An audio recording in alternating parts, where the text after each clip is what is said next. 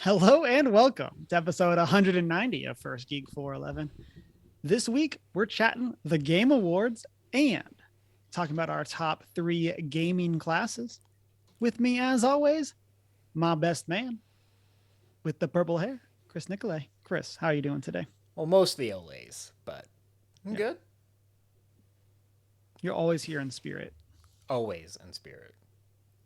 So, um, but yeah, so before we get into our topics, it is just the two of us this week. And so we'll just be chatting through and kind of seeing what all we're up to. So, listeners, as always, you can find us as One Geek 411 on our social media.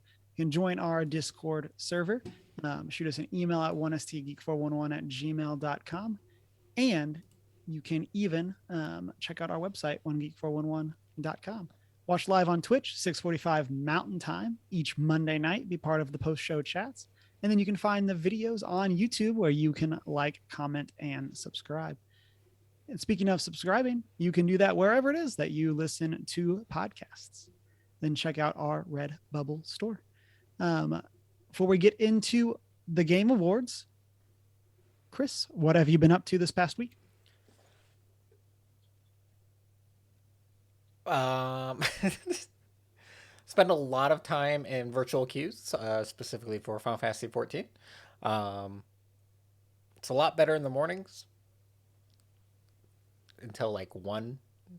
Um, so that's really consumed most of my life. I did get to play a MTG draft this last weekend, just at a friend's house. I Nice. didn't get anything cool. Everyone else did. I didn't. It sucks. Um, just my luck. But it was fun. I definitely lost out, and then we played some Commander afterwards. Um, I don't think I've done a paper draft since like Shadows over Innistrad. they were like the mystery packs where you just Oh, those are cool. so it was really cool, but also like I don't know how to draft that. It's a little stressful. I thought it was gonna be good because I figured everyone would be in the same boat, but I was wrong. Oh, so wrong. Um, But yeah, and then I'm still obsessing over the Ranking of Kings because it gets better and better every new episode, and everyone should watch it. I am obsessed. Like that show has no business being that good. Has all the best themes. But yeah, that has been my last couple weeks. Yep, because I wasn't here last week, right? What do you think of the new expansion for Final Fantasy 14? It's also so good. So like what is the Endwalker? I can't. That's spoilers. Okay. Like the game has officially been out for a week tomorrow. Like officially. I mean I Mm-hmm. had early access and most people did too. Um but it Endwalker is the end of this first final story arc. Kind of brings everything to conclusion for the hero of light um and everything that's been going on. Ultimately it is about like possible apocalypse, but like a lot of the things that are taking place in this expansion um, are very new, and the storytelling is phenomenal. Character development has been really good. So um, I'll spoil it at some point. I'm not, but right now I can't. It's, but everyone like I don't know. I love Final Fantasy 14. Always have. I've been jumping in and on and on in and out of it for forever. Kind of just jumping in to play the expansions, um, but yeah, it's good. Did they add Also, a new class? they added 2 new classes. Um, so that's what it took me a little longer to jump into the actual story because the new classes start at level 70. Um, New level caps 90, but you can't start the main story quest until level 80. Um, and so the 2 new classes are Reaper, which I'm playing. Um, get a big scythe, and it is a lot of fun to play. Just the actions look good, equipment looks good. And then the second new class is a healer class, and that is Sage. And I don't know anything about it other than it, it looks cool. People are enjoying it. Um, I guess it's more of a preparatory healer class than a reactionary. I don't know. I don't completely understand it. I also hear it does pretty decent damage, so good for soloing.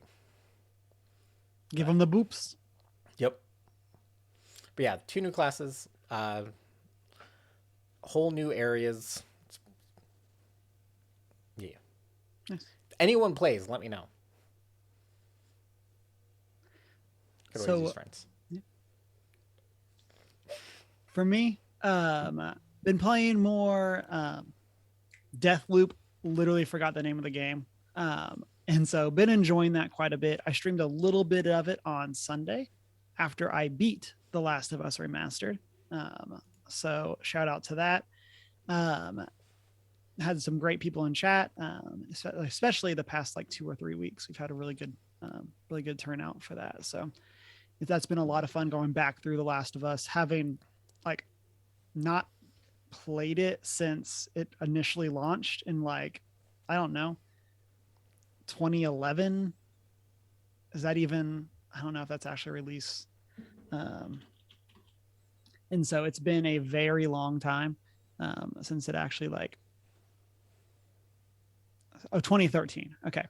So it's definitely been quite a bit since I've gone back to that story.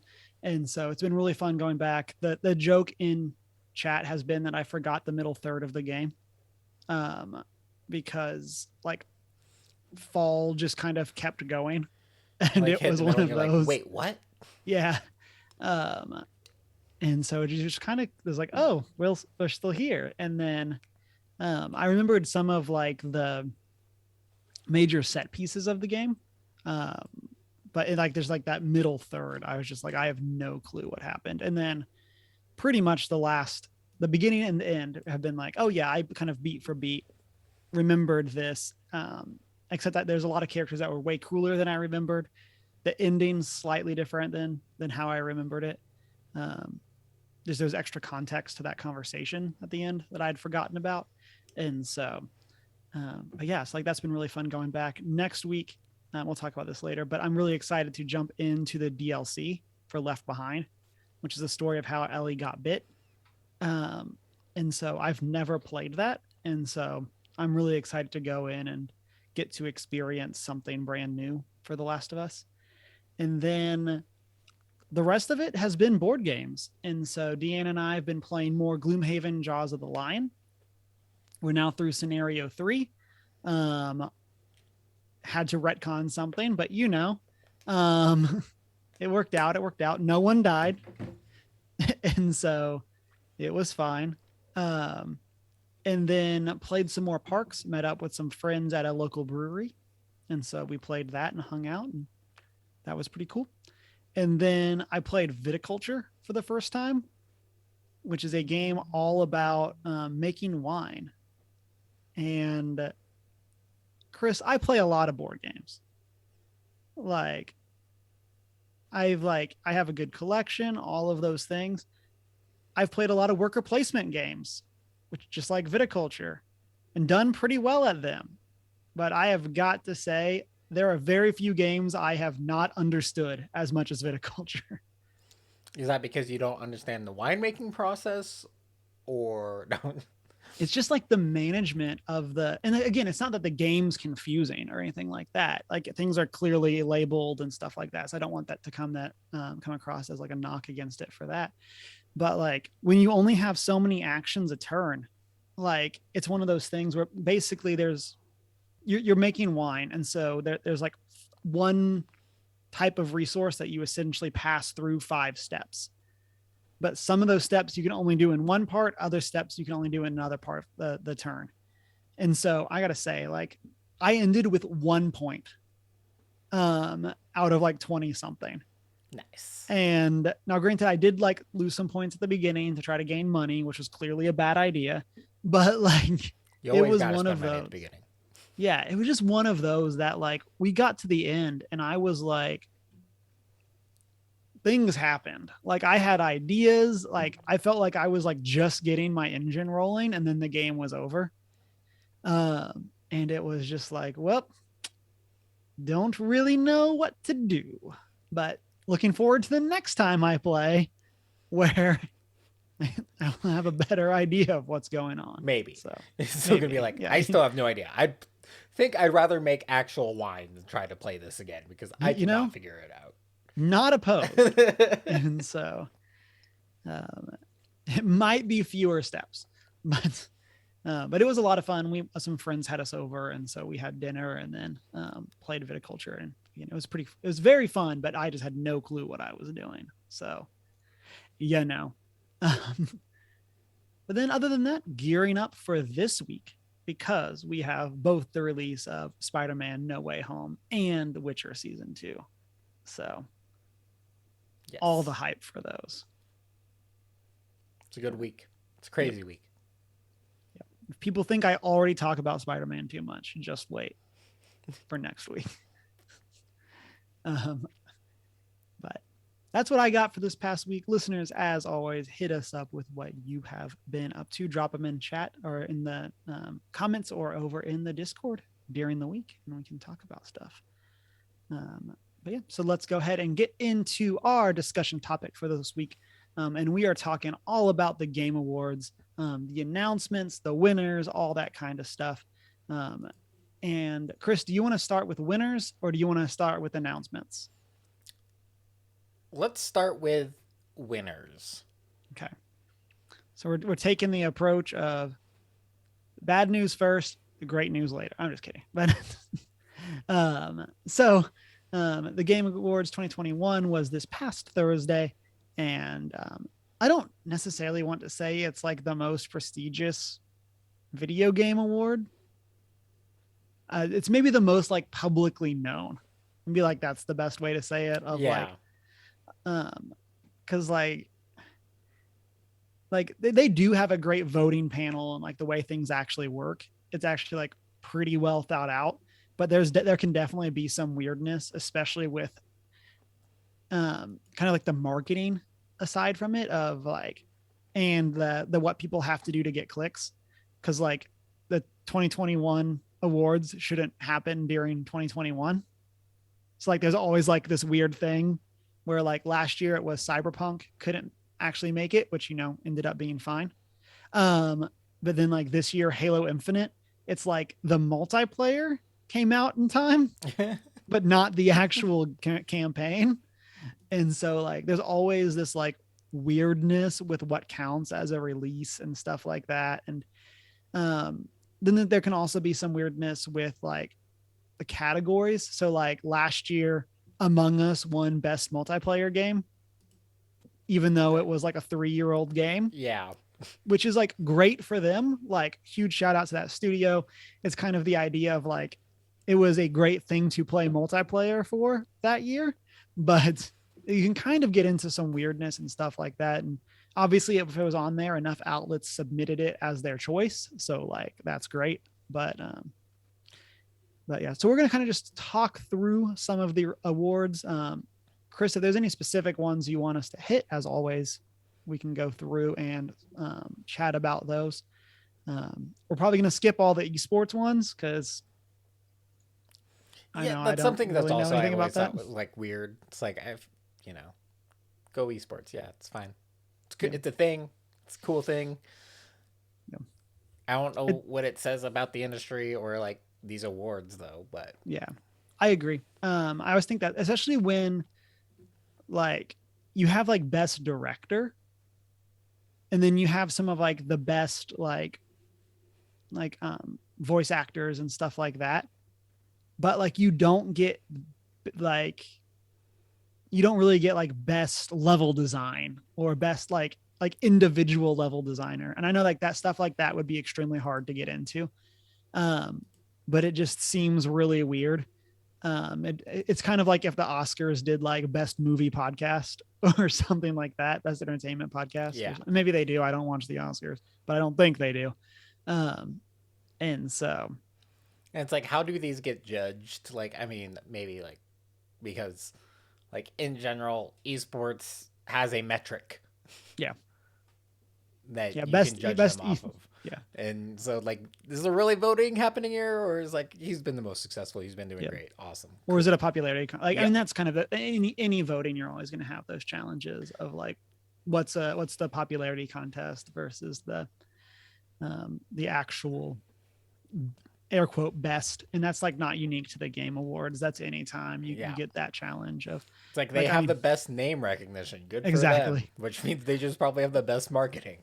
It's Yeah. not anything great, but you know, it's a thing, and they deserve some acknowledgement. But Yeah. they get how many categories? Esports categories gets five categories for esports, and like voice directors and actual directors get like Mm-hmm. three. Yeah. Never cared for that, but Yeah. So yeah, let's go ahead and go through, and we're going to go with what I think is the weirdest one right away, and that's the very bottom of IGN's article for most anticipated game, recognizing an announced game that has demonstrably illustrated potential to push the gaming medium forward. So I love that this is just like the mumbo jumbo marketing speak, and I could not be more hyped. So the options are Elden Ring, God of War Ragnarok, Horizon Forbidden West, the sequel to The Legend of Zelda Breath of the Wild, and Starfield. my favorite, Um, it's the sequel to The Legend of the Zelda Breath of the Wild. we don't actually know what it is. Like, It's yeah, just it doesn't have an official name, but yeah, it's part of the. They threw it yeah, in there for the most anticipated game. yeah. The trailer for this game illustrated the potential for pushing the medium forward. Um, but yeah, and Elden Ring won, which is not overly surprising. I believe it won last year as well, which kind of weird. But um, just off of this list, I gotta say, February of 2022 is probably more hype for me than all of 2021 for video games, with the release of Forbidden West, then the next week Elden Ring.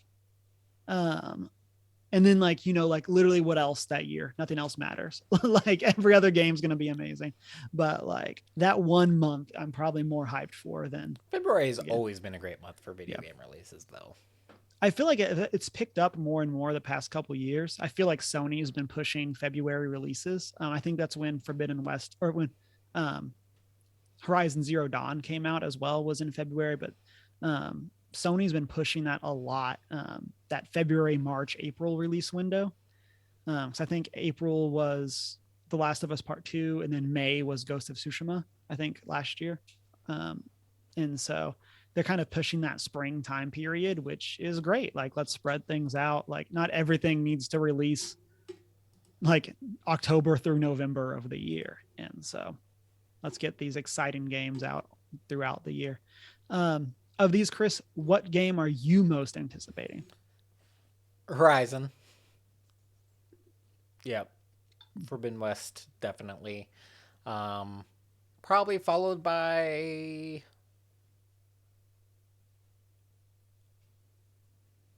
I guess, Legend of Zelda, but we don't know much about that at all. Yeah. Then God of War, and then Starfield, then Elden Ring. So for me, it's Horizon Forbidden West is probably my number one, and then Elden Ring, God of War. I anticipate liking God of War more than Elden Ring, but there has not been a Souls game that's really intrigued me in a long time, and Elden Ring is kind of bringing me back, and so I'm excited about that. Like, Elden Ring Um, definitely intrigues me. It's just that I never play them.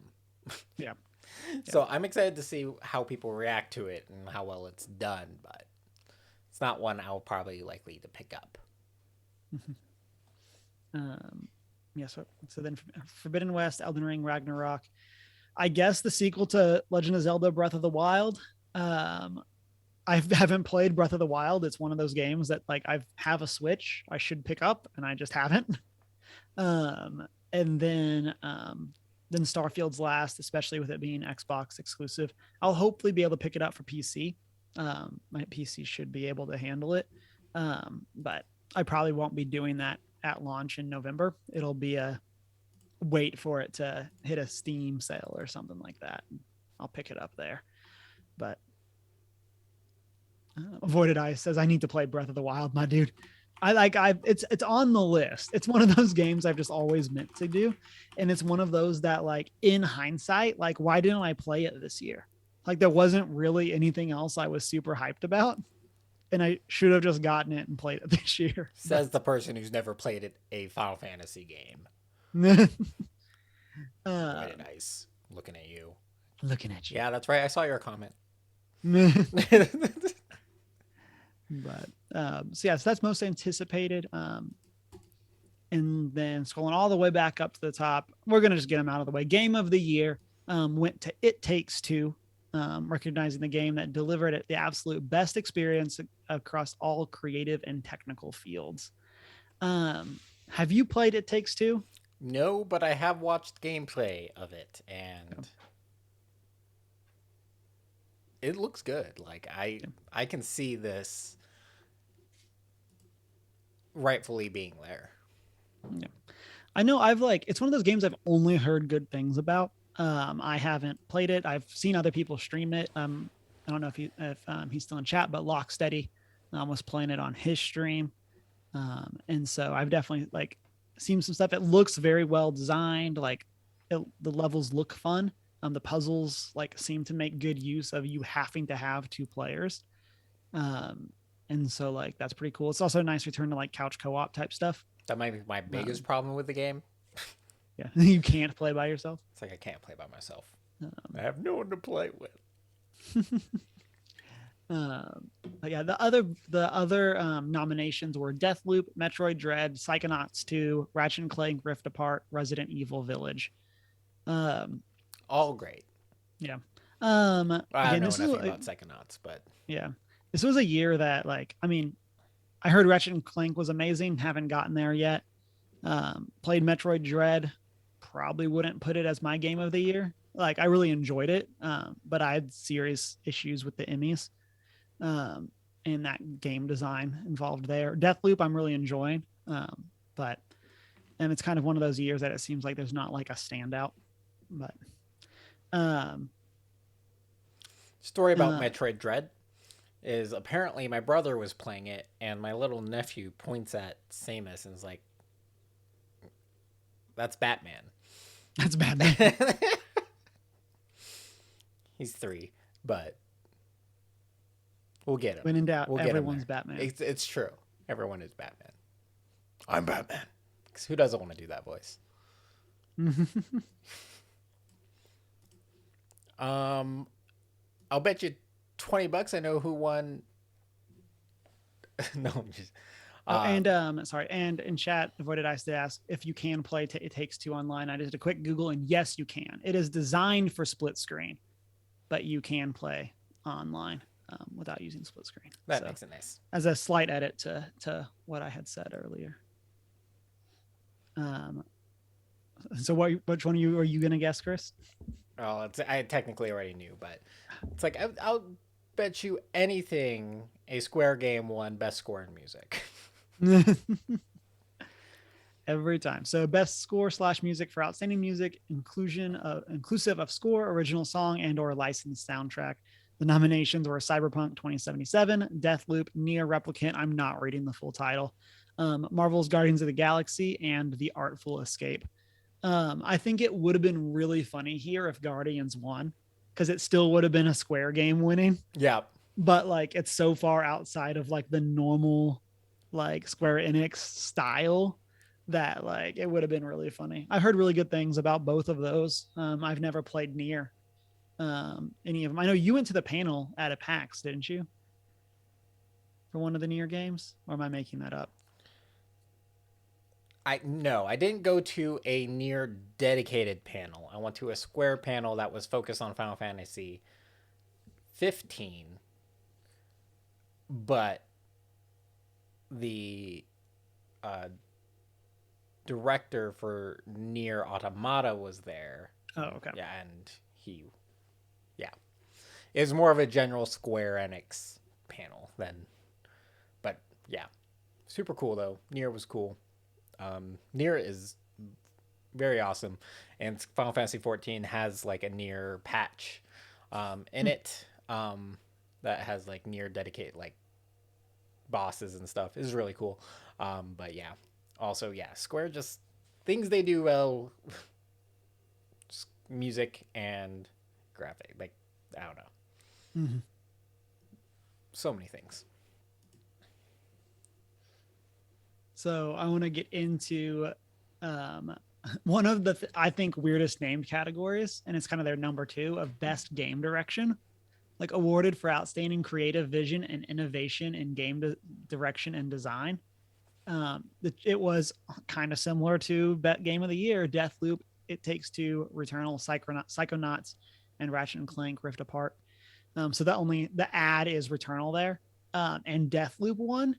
Um, so my issue here is like, what's the different? Like, I don't know. So like, Deathloop had really good game direction, but wasn't the best experience. Like, I don't like it's one of those that I think is weird, especially when it's not like I don't know. I think of game direction as like what is the absolute experience of this game rather than like something like best score, where obviously like a game could win best score but not be the best overall game. Right. So Maybe like what that they just look seemed at weird. here is like Deathloop showed a lot of potential but was lacking and just wasn't didn't quite cut it to be best overall game.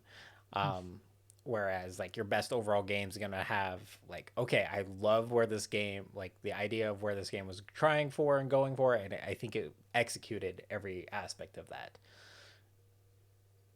Whereas like Deathloop may have been like per, idea everything's great certain things, but it's just lacking in these areas, so therefore yeah. Mm-hmm. Yeah, makes sense. There's a good chance that people go and listen to our game awards from last year. They'll hear me make this exact same complaint. Like there's a solid chance of that. Um, and then the next category I want to talk about is best narrative for outstanding storytelling and narrative development in a game.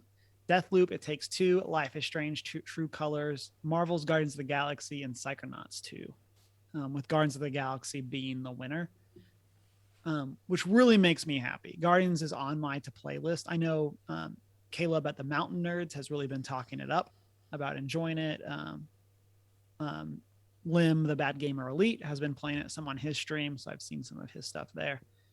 It's definitely on my list. Looks cool from everything I've seen story wise. So just haven't gotten to it yet.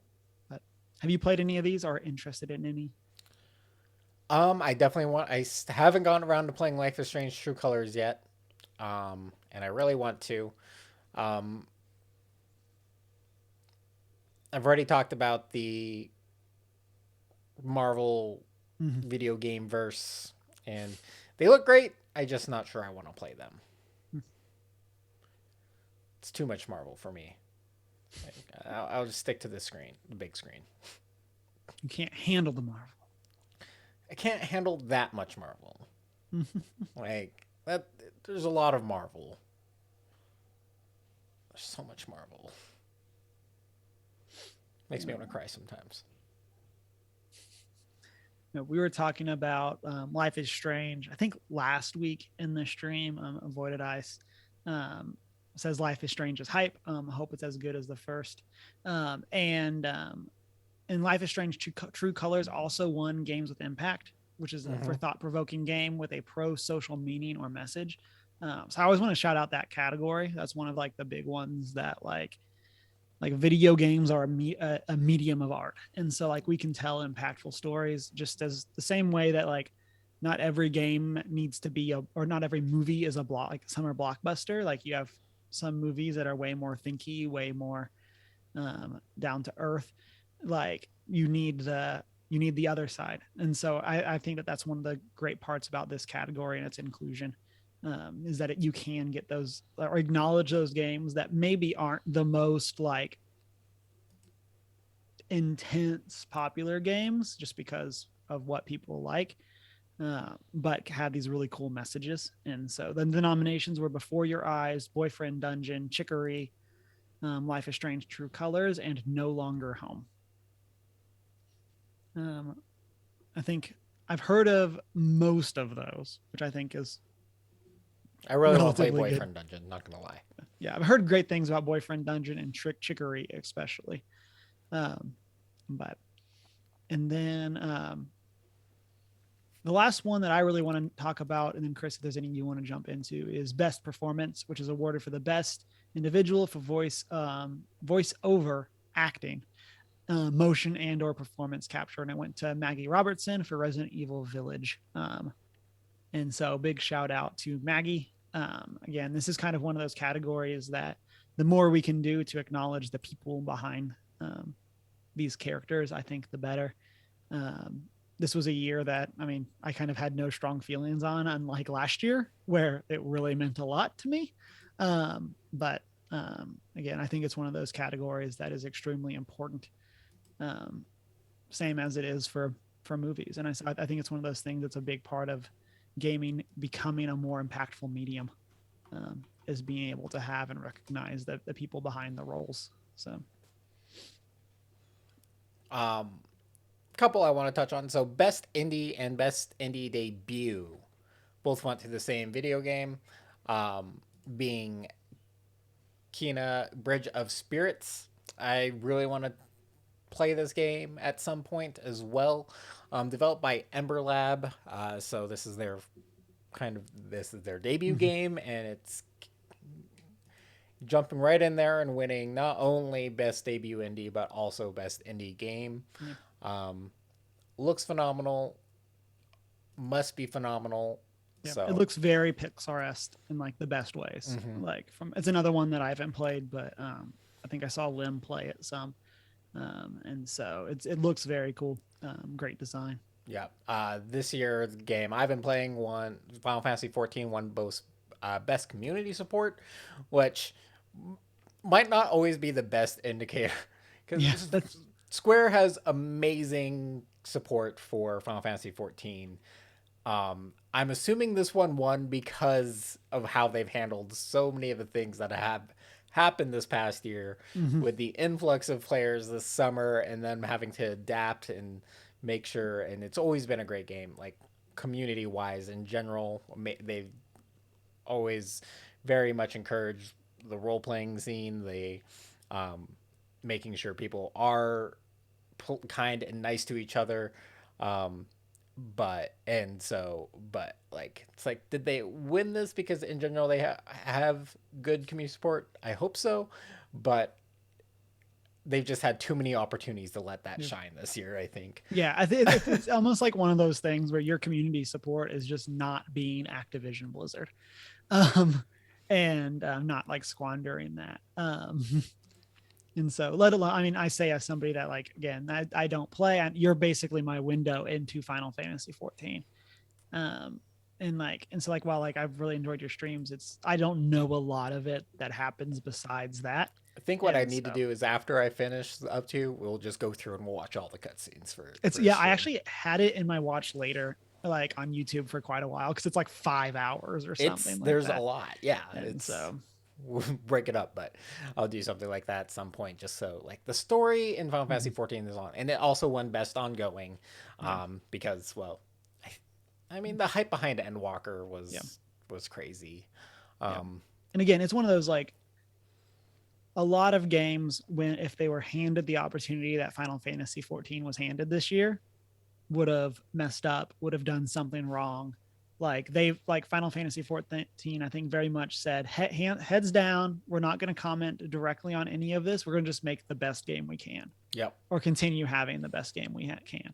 And I think that like it's one of those that like um, that I think worked out very well for them, in terms of how that was executed. Yeah, like Square has just been, and even like with the issues, like let's just say that I have been in queue since 5 today.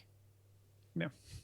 Okay, I'm currently 2400 in queue, um, but like they have been so good about fostering their player base with this game and their community that everyone's just like, this is expected. We're happy they're having the success. We understand that, and with everything, with chip shortages and everything, we understand they haven't been able to necessarily upgrade all the servers to the extent they probably would have liked in preparation after the summer, um, the summer boom. Um, so Mhm. everyone has respected the developers of Final Fantasy 14, and is always excited to play, and to the extent that they're willing to wait 2 to 3 hours in queue before they can even play a game, um, really start anything. But yeah, I'm excited to play some more eventually, and those weren't surprising. Yeah. Another one that I forgot to mention earlier, category wise, is innovation and accessibility. Yes. Recognizing software and/or hardware that push the medium forward by adding features, technologies, and content to help games be played and enjoyed by an even wider audience. So, again, this is one of those categories that I think is extremely important, is on this list, and it's an extremely important thing because once there's, I mean, you don't want to say like once there's like money behind it necessarily, but like this does like allow for Forza Horizon 5 to be marketed with this branding as being the winner of this, which is how all prizes like or winning all of these awards work, is that it's a marketing beat. But like I think once things like that become more normal, like then it's great that we just get to see games be accessible by a wider audience. So the nominations were Far Cry 6, Horizon 5, which won, Guardians of the Galaxy, Ratchet and Clank, and The Veil: Shadow of the Crown. One thing So I wish the Game Awards did, like, because I'm just on their website, I wish it told me what their innovation they were right, evaluating was. Because, yes, like, I'm looking at these, I'm like, what was the innovation, right, though, that, like, for accessibility? yeah, Um, I agree. I think it'd be very nice here if they said like what it was nominated because of. Yeah, mhm. like if that was the, even if like they just kind of compiled into like the most submitted response, but give the like what's like that one feature or the collection of features that make that like is what especially for this category versus the other ones. Yes. Like I don't need you to tell me like going to best ongoing game. Like I don't necessarily need you to tell me why you're picking Final Fantasy 14 online Right. for best But, ongoing like, game, but innovation and accessibility, like, different games can do different things that are innovative that make their game accessible. So it's like, what aspect of Forza were you evaluating, that what piece of their game design or the technology are you evaluating that puts them in this category? mhm. That's all I want to know. Like, because it's like, okay, that's cool. Like, I wonder what they did. I'm probably not going to go buy it to try to find out. Um, I'm sure someone wrote a article on it, but I'm just on the Game Awards website and they have nothing. Then I think past that, there's the esports ones that we won't be talking about, and then kind of the best of the specific genres. Um, do you want us to just run through those quickly, Chris, or do you want to? We can kind of go through and then stop and chat at the end. How's Yeah, that just go sound? through quickly now. I think we've Okay. talked about all the big ones that we like to talk about. Yeah. Best action game went to Returnal on my list. Haven't gotten there. Best action adventure game went to Metroid Dread. Sure. Again, enjoyed it. There was indeed action and there was indeed adventure. I haven't played any of the other games, but Um, then best RPG, Tales of Arise, also on my list. Best fighting game, Guilty Gear Strive, not on my list. Best family game, It Takes Two. Best sports racing game, Forza Horizon 5. Best sim strategy game, Age of Empires 4. And then best multiplayer game, It Takes Two. So definitely a solid list. A lot of stuff that I've wanted to get to and haven't, and now I've even more reason to do so. like, Yeah. but that brings us through the awards. Listeners, let us know what is your most surprising winner. What were you? What do you think got snubbed? All of those kinds of things. Um, And so, Chris, that's the game awards or the awards side of the game awards. Let's get into the game side of the game awards because um, just like, You mean the announcement side? oh, that game side. I mean, it is the game side, but I mean, also the game side is Yeah, the game no, side. no, The award side is the game side, and so is the announcement side. Is game. yeah. And so we're gonna kind of go through these bunch of fun announcements. I did not watch live this year. Um, see my point above about February of next year being more hype for me than all of 2021. Um, Why but didn't I watch this live? This that's was yeah, Thursday, right? yeah, it was Thursday. What did I do Thursday? I was playing Parks. I wasn't So, home. I know that. Oh um, well. but yeah, so kind of just going through stuff. We got a Unreal Engine 5 experience for Metroid The Awakens, which is definitely not a video game that's in development. Um, You mean the Matrix? yeah. Um,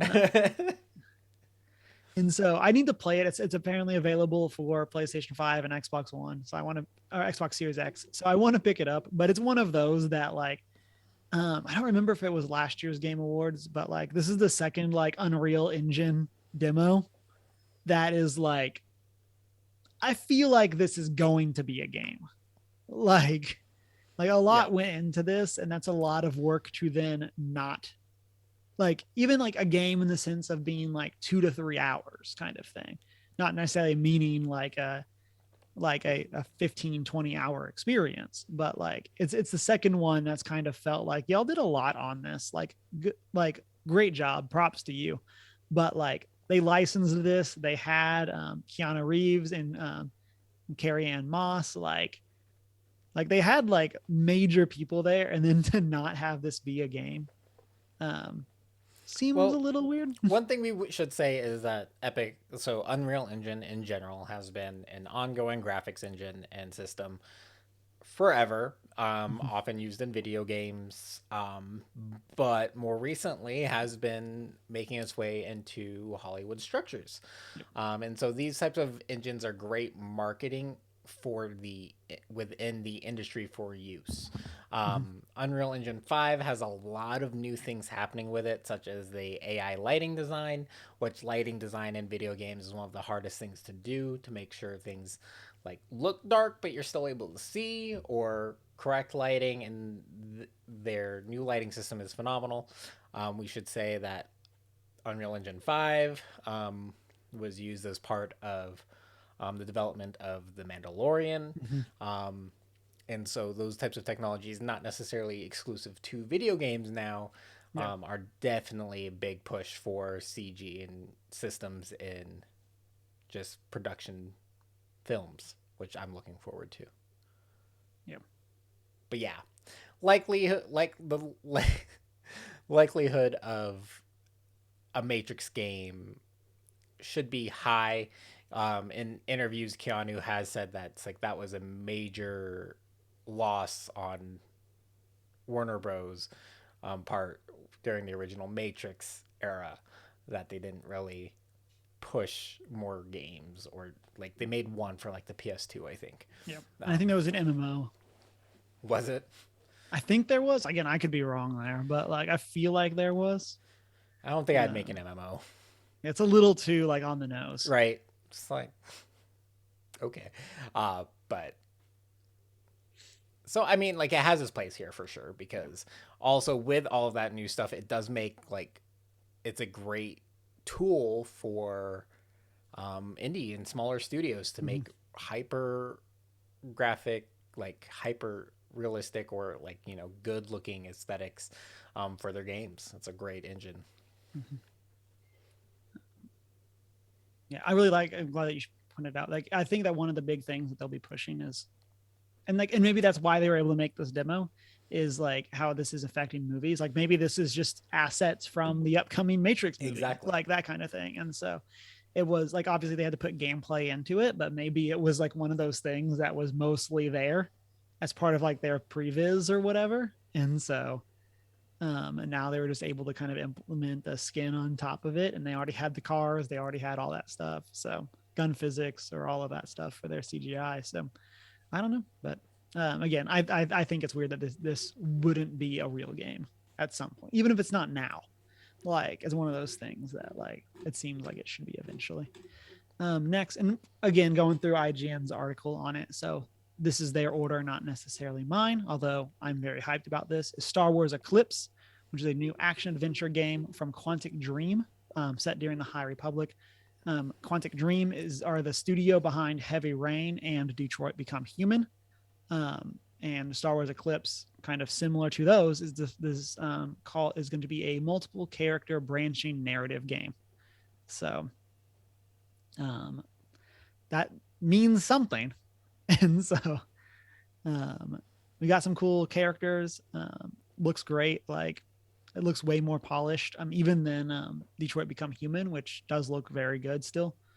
I think holds up well overall. But yeah, It's also just nice to see that another game studio has yeah, is in development of a Star Wars title, it's not um, just EA. not just EA.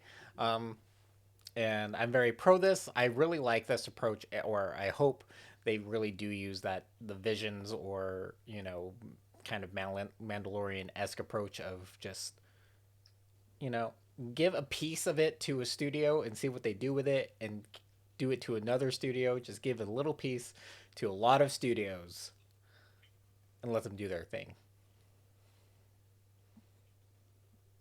Yeah, and I think I saw some. I don't know if hate's the right word.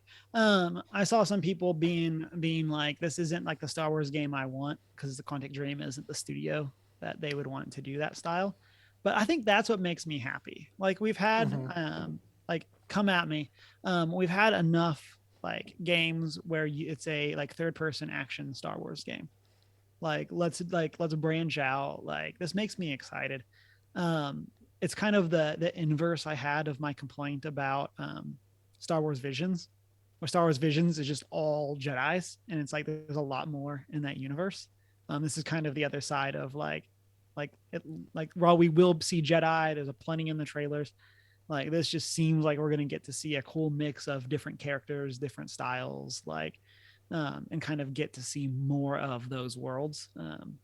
That I think is one of the things that Star Wars does really well, especially once you expand the canon outside of like the main like main films. So um, next, we got the announcement that Alan Wake 2 is coming, and it's going to be Remedy's first survival horror game. Have you played Alan Wake? No. Neither have I. The only reason this stands out to me is because Remedy is the studio behind Control. So this is the type of announcement that I'm sure is great for some people, but it made me sad, because this was not the announcement of Control 2, or was not a trailer for Control 2. So Wrong sequel. and so that was a thing. But this looks cool. I know a lot of people like Alan Wake. It's one universe for all of their games, and so it'll be cool to see the tie-ins between this and Control. Even though I specifically don't know much about Alan Wake other than the DLC from Control. So, Yeah.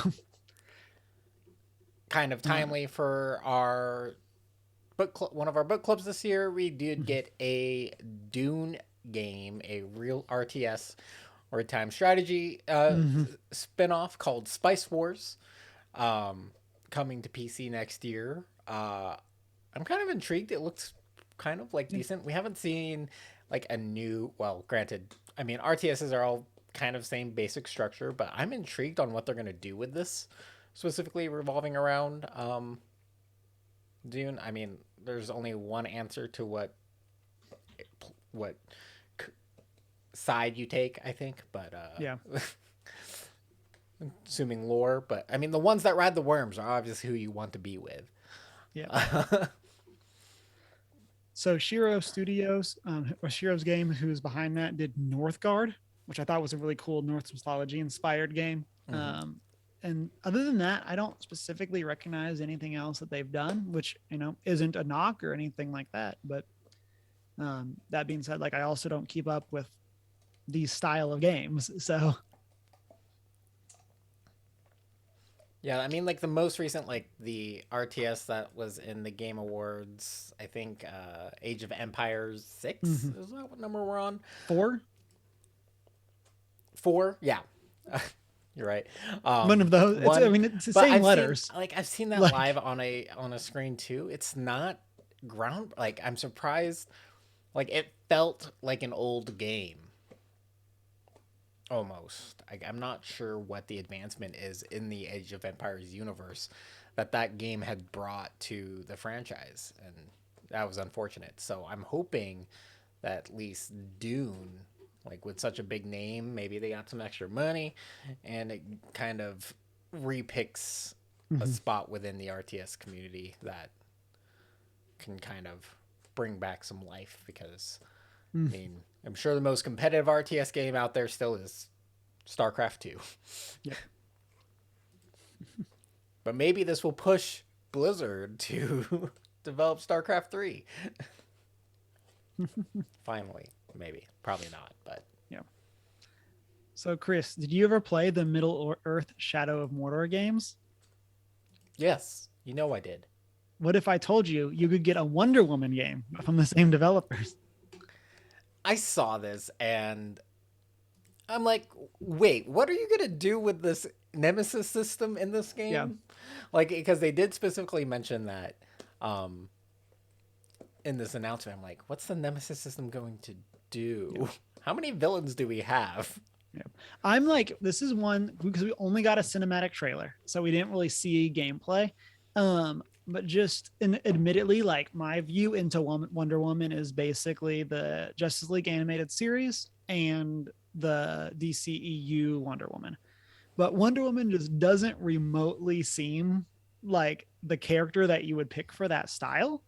That being said, wow me. Like, it's one of those where like I don't like Monolith is a great studio. They've made some really good games, and so I I look mean, I forward to what can, they're gonna do. But I kind of do see her being the ideal kind of hero from the DC universe for this because she has the combat like you can develop her in kind of different ways, like within like a skill tree, um, and different ways that the Nemesis system has to interact with her because she has her lasso of truth. Um, so there's that kind of intimidation, Mhm. charisma aspect, and then obviously the combat aspect, and however else. Honestly, like out of the DC universe, I think she's a great choice, with the exception of Batman, maybe. Yeah, and maybe that's it's like the play style of those games. Where when I Mm-hmm. think of Middle Earth Shadow Mortar, I think of the stealth side of it and like the sneaking and those types of things, which isn't really Wonder Woman's thing. Mm-hmm. It's that And sneaky so aspect. It's like not really. She's yeah, the face of things, yeah, not yeah. in the Like when I shadows. think of a Wonder Woman game, I think more of God of War, like that style where it's like you are like aggressive fighting characters head on, like. But again, I mean, she has an invisible jet, so like maybe she's much more about stealth than I consider. But again, and this is a game, and maybe I'm just putting Monolith into too big of a or too small of like a bucket, and it's going to be a drastically different game. But it's one of those that I just think is a very it to me A plus B doesn't equal C of those studios. Um, and then we got some trailers. We got Suicide Squad Kill the Justice League, and getting to see some gameplay for that. We got an Elden Ring teaser. We got a trailer for the Halo TV series. Um, which I guess is great. Like I mean, I feel like we are the PlayStation fanboys, and so like I've played Halo. I enjoy Halo. I played a little bit of Infinite, but I don't have necessarily a good take on this. I know a lot of people are probably excited about it, but Yeah, I have mixed feelings. Like I know like I'm. It's a good throwback to what Halo originally was. It's like it's easy to forget that Halo was a wonderful FPS story-driven Mhm. game, and the story was actually really fun and really good. And then eventually it just went bleh and just became a sword fight on a small map. Yeah. Yeah. I'm again. This is one that like I'm confused about because again, based on the very little that I know about Halo, like Master Chief almost seems like the Mandalorian style character, where you have this person that their whole shtick is that they wear a helmet and armor the whole time, and like you have to get somebody that can emote through that really well. And so Ryan Reynolds. Ryan Reynolds, I and so we played by Pablo um, Schreiber, but who I don't know that name off the top of my head, but it's not Pedro Pascal, um, which I think would just be hilarious if he was playing both of those characters. But I'm sure it's one of those things that some people are super hyped about. We got a gameplay trailer for Hellblade 2. Um, we got a weird sci-fi shooter called Arc Raiders EX. Um, or no, sorry, Arc Raiders, and then X Dice Devs are working on it. Sorry, misread the title there. This looks interesting. I think it's supposed to be free to play, but it's like a team based PVE shooter, and so you're bringing down these like mechs and stuff like that, and so that looks pretty cool. Um, it's one of those things that like this seems fun. I don't necessarily have I don't know how much I will play it, but I can definitely see grabbing a squad and knocking out some missions. Um, we got the release date for Forspoken coming out May 24th, 2022. So much hype. Forspoken is my probably most anticipated new IP of next year. Um, and then we got Horizon Forbidden West gameplay. We got the end, which I mean, hype there. I don't know what else we need to say at this point. I feel like Emma's not here to gush, and I've already gushed about Horizon, and so Right. um, then we got the reveal of Sonic Frontiers, which is an open world question mark star Sonic game. So that's a thing. Um, we got the trailer for Sonic the Hedgehog the movie, or the second Sonic the Hedgehog movie. We With get to see it. Knuckles. Yeah, we get to see Idris Elba's Knuckles. We get to see Tails. Which also Um, means more furries are going to be made. yeah. Idris Elba voicing Knuckles is bold. That's how Um, you get furries right there. That is how people turn into furries. yep. We've already had great memes of this too, of Sonic doing the "you can't take my power" or whatever, and then Knuckles being like, "What makes you think I want it?" And so I'm really excited to see what we're gonna do there, especially with like the return to Knuckles as like an antagonist, um, which I kind of, if I remember right, is how Knuckles was like introduced to the Sonic franchise, and so I'm kind of excited to see that, and of course the inevitable team up that's going to happen between Sonic, Knuckles, and Tails, where they're going to have to fight Eggman together, and so Yeah. I'm excited for all of that. We Uh, also got the latest expansion or the expansion for Cuphead, which was the 2017 indie game of the year, and I think best art design, or art direction. I can't remember, but a lot of hype for that. Beautiful, fun looking game. Very hard. Kind of mhm. hated it. Kind of loved it. Kind of hated it. Like it's a 2D side scroller Souls game is what it is. Um, but phenomenal. But finally, we're getting more Cuphead. It's gonna be fun from the little bit we saw. Hmm. And Um, then I'm sure this is hype for you. We got Star Wars Resurgence, post the next generation game from the Telltale veterans, I mean Star and Trek. so Star Trek. Yep, that one. Dynamic is from Dynamic Labs, which is 20 former Telltale staff, Yep. and so So this is and very interesting. That part of the game or these announcements is so we saw a new studio pop up following like from former Tale Studios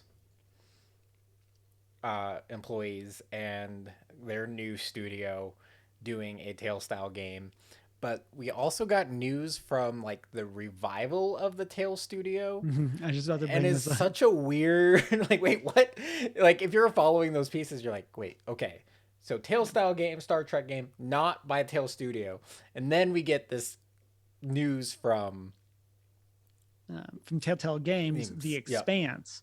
And again, yes, like, and the weirdest part of this too is that they're both doing sci-fi. yeah, Like, it's one of those things that if one of them wasn't, it would be a lot less weird. But it's the you have Telltale making a sci-fi game, then you have the people that quit and possibly didn't get paid by Telltale making a sci-fi game. mm-hmm. Like, Exactly. And that, like, I'm like, so wait, which one is it that has the big name, and which one yeah. has their own thing kind of going on? Or technically, they both have like, I mean, The Expanse is a semi well known series. I Mm-hmm. don't know if people know The Expanse, but it's a more recent sci-fi IP, I guess. Mm-hmm. Um, and then you have like the long-lasting Star Trek name, um, for video game, which is cool. Yeah. Both are they look fun, and it's gonna Yeah, be they both look interesting. fun. Yep, I think it's a uh, great direction to take a Star Trek game, though. yeah. And I think, kind of going back to what we were discussing with Star Wars, um, I think that one of the things that's very cool here is that Star Trek as an IP has always played much more into that thinkier side of sci-fi, Yeah, where it's to distinguish the difference. Like, Star Wars is like lowercase science, like like large case fiction, and then Star Trek is big case science and small case fiction. yeah, Like, it's very much, even their fiction side of their sci-fi is rooted in actual physics and things like that. And it's much more about the human condition through all of those. Whereas Star Wars is a much more traditional hero story. Um, and so it definitely seems like the perfect fit for that style of game. Um, and then there's not a ton else. I do want to shout out Tunic. There are a bunch of other things, but yeah. there's not necessarily anything else that I think is huge. I want to shout out Tunic, getting a release date. I think this is designed by a single person. I could be wrong there, but it's announced for March 16th, 2022. I anticipate this being Shanine's game of the year, because it's a like Zelda style game about a really cute looking fox. I'm And looking so, really forward. I've been looking forward to Tunic yeah, since we originally saw it sometime last year. Was it? I can't remember. yeah. Um, but it looked so charming. The art direction looked amazing, Mm-hmm. and I am looking forward to this game too. But yeah, it'll probably be Shanine's game of the year. Yeah, and then again, there are a bunch of other announcements. Those are the big ones that we want to call out for this. Um, as we get ready for our announcements in top three, listeners, hit us up with what you are most excited about. I know we had some great conversations over in the Discord, but always feel free to go and drop in and be like, "Hey, in the video games chat, I'm excited for this. Who else is?" And people will chime in. And Q So update for the night. I am now 1200. Thank you. there you go. By the time we wrap, you'll be ready to play Final Fantasy. Just for an hour while I get some dailies done. It's gonna be great. So, We go do some um, mining. I think. yeah. Go mine some Uh, ore. Oh, yeah, level up that class. That the job class, the Yeah. hand or wait, how do they phrase it? I forget. But But yeah, four announcements. Streams this week. Not sure where we're at. I believe Shanino's going to be taking the week off. Chris, are you planning the stream? If you can get into the queue I at a will be reasonable time. I will be streaming Friday during the day. Okay. It'll be probably around 10. Morning queues, it's normal access really, so I'll probably be on early, but definitely plan to stream. Um, yeah, during the day, just birthday stream. You know, Birthday stream. have the day And off. then Why not? yeah. And for me, Sunday I'll be back with Left Behind, knocking out that DLC. Hopefully, it's not like absurdly long, and I can knock it out in one stream. I need to look that up before I get going too much. And then I'm not sure about Emma. Big shout out to her. She just finished her first semester of grad school, and so shout out to her for that. And then next week is our book club on The Witcher: The Last Wish. I'm about halfway through the book, and so making some decent progress. So good. Um, but um, but yeah, plenty of time, and so make sure to be reading or audiobooking or all of those things. So but that brings us to our top three list of the week. As I said at the top of the show, we're going to be doing our top three video game classes or gaming classes. We were going to do our top three animated movies, as we talked about last week, but because it's just Chris and I, and the last time we did that as a top three, it was just Chris and I. We're going to save that for when we get everyone back. May end up not being until 2022, just with how schedules are working, but we'll knock that one out at a later time. So, Chris, let's see how much overlap we have. Probably none. So, what is your first top three gaming class? My first top three gaming class is Reaper from Final Fantasy 14 because that's what I'm currently playing, and it's wonderful. It's been such a great class to play because it has a good balance between AoE attacks as well as single target, which is so much better than Monk's position based thing. Don't get me wrong, I liked Monk, but so position based. Um, but yeah, Reaper's just run around. It has like a teleport ability, which is a lot of fun to use. I do like Um, teleport abilities. yeah, just zoom. It's like, oop, I'm across the map. Sometimes though, you make a mistake and it's a little technical because a lot of dungeon trials have you could you could jump off the platform, and I've definitely accidentally teleported off that platform a few times in a few of the newest dungeons. Um, but yeah, Reaper also just Mhm. cool and kind of dark and big scythe. Who doesn't want a big Yep. scythe? So for me, I'm going to start with a Final Fantasy one as well, and that is the Dragoon. One of my favorite classes of all time. Big shout outs to Final Fantasy Tactics Advanced and stuff like that, and tactics as regular tactics as well. But the Dragoon is one of my favorite. I like spear wielders. Doesn't get enough love.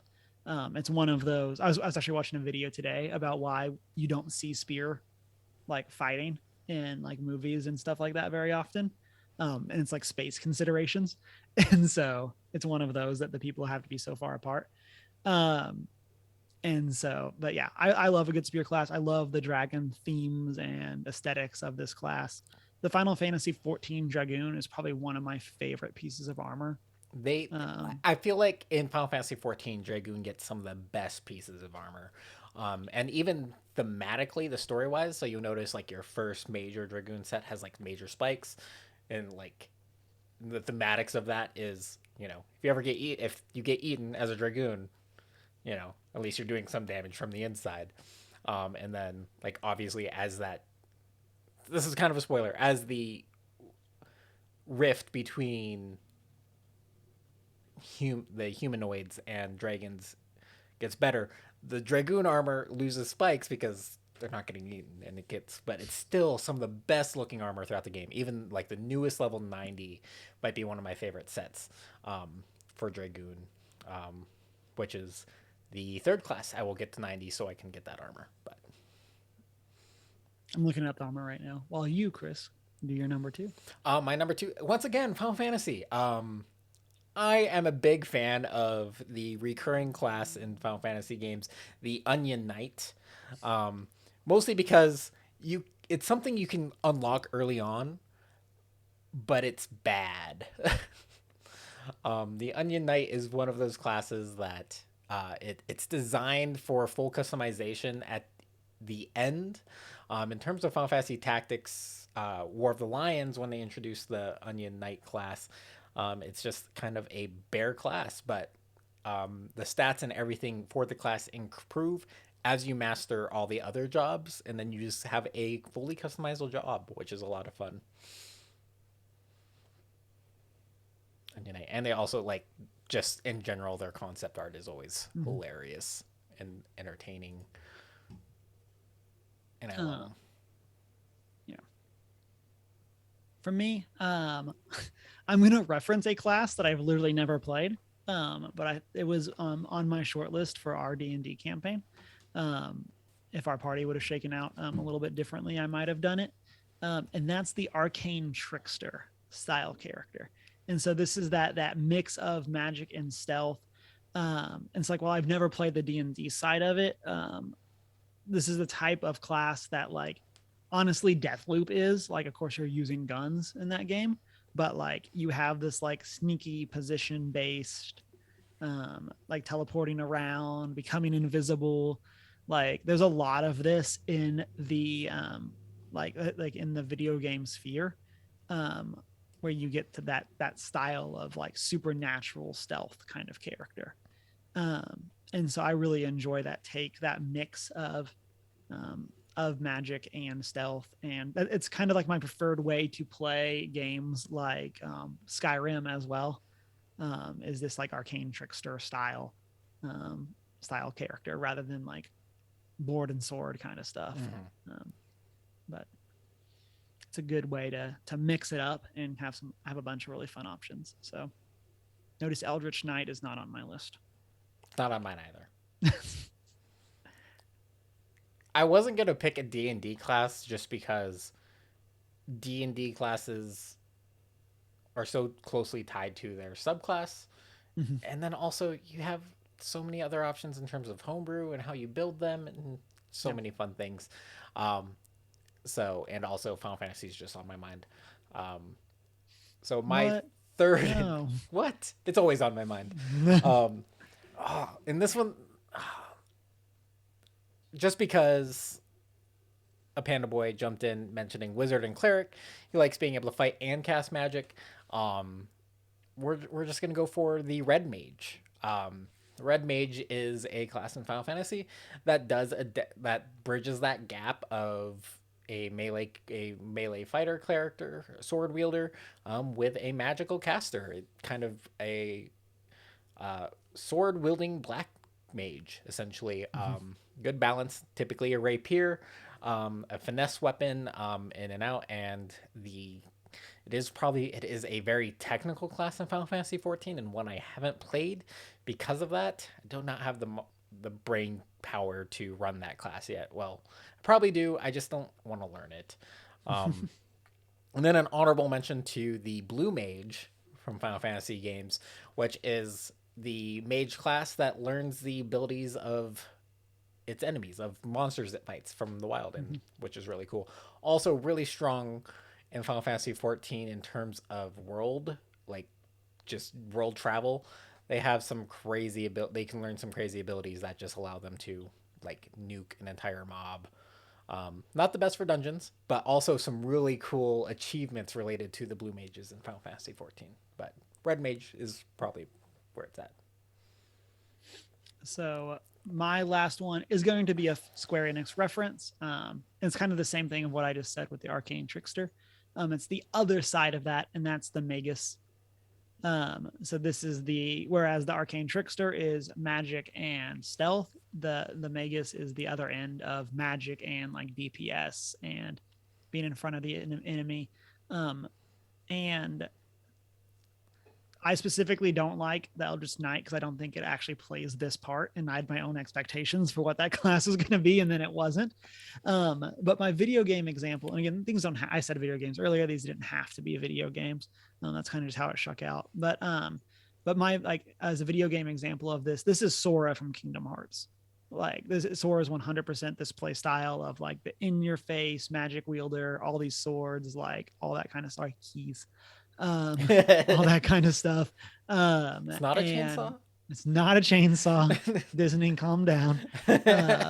And so yeah, Sora is this great example of getting to combine that. Even going back to what you had just said earlier, getting to combine that that fighting and casting spells and doing all of those things. Um, I feel like that's such a cool way of diversifying, and you can allow people to go down one route or the other. Um, but um, that's my number three. And then before we get to some others in chat, I want to give an honorable mention to one of the classes from Elden Ring, which of course I have not played.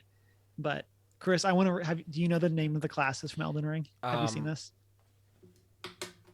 I not off the top of my head. I have seen them. Okay. Um, So they are which um makes me and you interested because they had yeah, so many cool kind of sounding yeah, classes.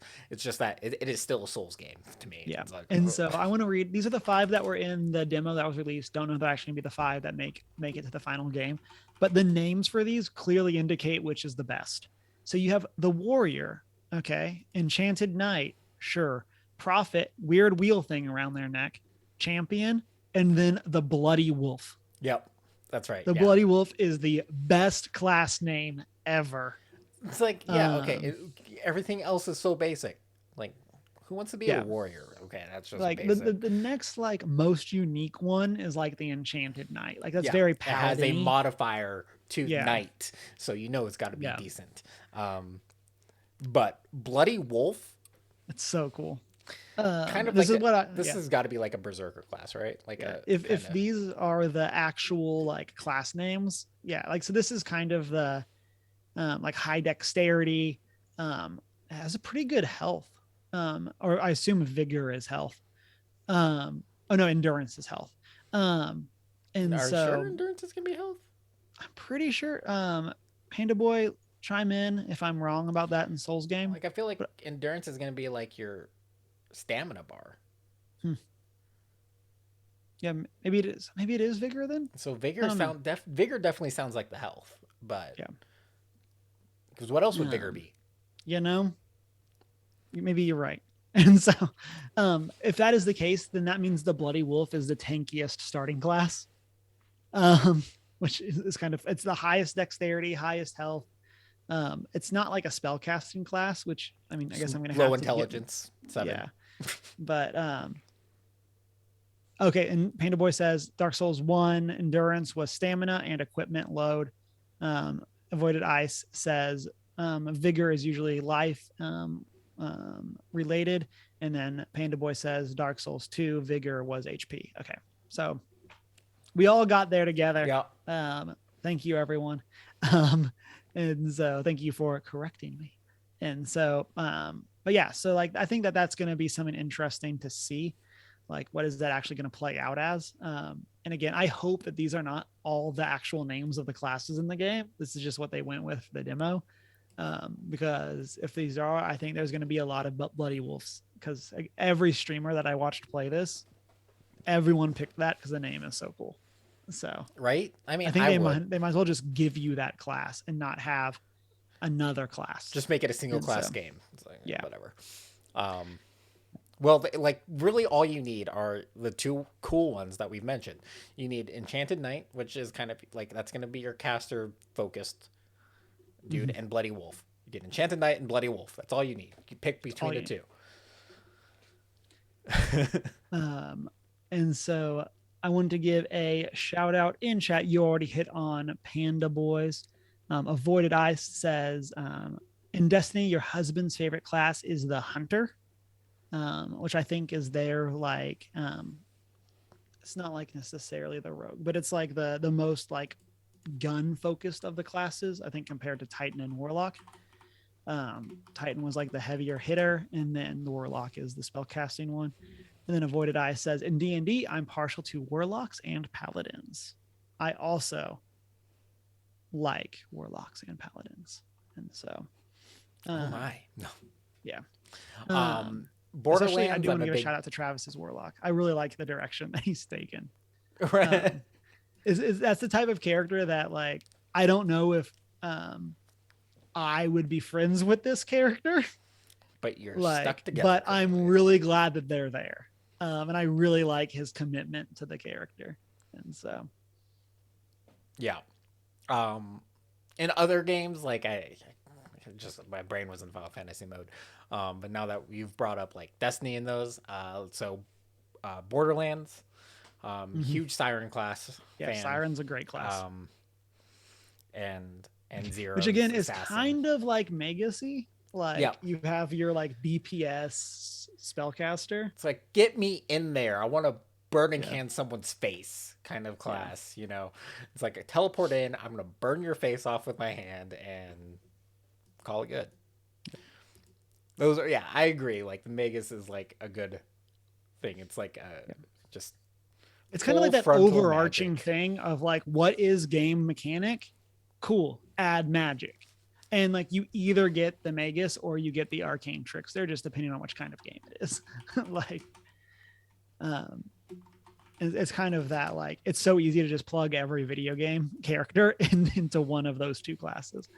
Um, and then like um, you get stuff of like God of War where you get your like barbarian like berserker s character.